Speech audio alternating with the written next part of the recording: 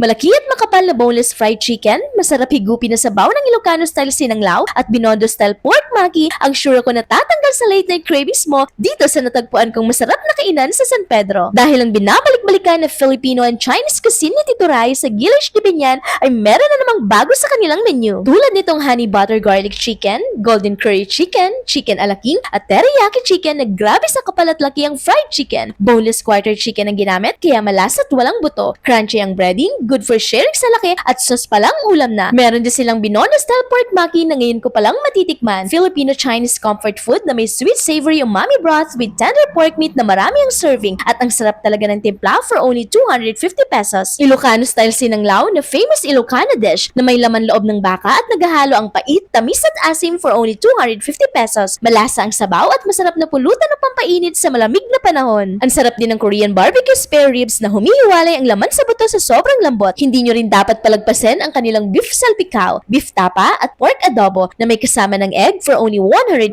pesos. Tender ang laman, malasa ang salsa at babalikan mo talaga once na matikman mo. Lahat nga ng yan ay matitikman mo lang dito kay Tito Rai sa Gilead de Binyan na located sa P. Ocampo Street, corner Macaria Drive, San Pedro, Laguna. Bago lang mag Las Villas sa tabi ng Mikoy's Mexicalye. Open sila everyday from 5 p.m. to 1 a.m. I-message lang kanilang FB page for orders.